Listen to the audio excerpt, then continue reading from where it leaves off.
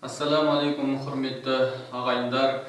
Қазіргі уақыттағы болып жатырған жағдайға байланысты, өлім көбеюіне байланысты, осы аурудың таралуына байланысты мен аудан имам ретінде өзімнің үндеуімді жолдауды жөн көрдім. Құрметті ағайындар, әрине өмір болғасын, әр жерде өлім болады, қаза болады. Бірақ та осы болып жатырған жағдайға байланысты, сол өлім болып жатырған, садақа болып жатырған жерлерде көптеген нәрселерге мән беруіміз керек. Мысалы, жаңағы үйінде адам қаза болған үйлерде ол адамды 2 күн немесе 3 күн үйде ұстап отырмай, осы жағдайға байланысты 1 күннен кейін сол жаназа секілді рәсімдерді өткізуді өтінеміз. Одан кейін қазіргі уақытта аурудың өршуіне байланысты садақаларға баратын адамдардың саны азаюда.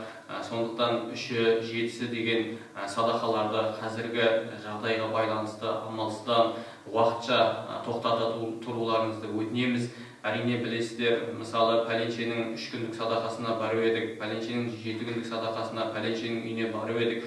Сол кезде адамдар ауру жұқтырып алып, басқа да жерлерге таралып кетті деген әңгіменің өзі біз үшін сын болып есептеледі. Сондықтан мына аурудың алдын алу үшін сол жаназаны тездетуді, садақаларды 3-7 уақытша тоқтатуды баршаңызға әрине өтінеміз. Сонымен қатар садақа өмір болғасын өлім болады. Сол садақаға барған жерде баршамыз маскамен, медициналық қолғаппен сол жаңағы өзіміздің сақтық шараларымызды жасап жүрсек, құрметті ағайындар, елімізді Алла Тағала осындай бәле жаладан, ауру сырқаудан амандықта сақтағай.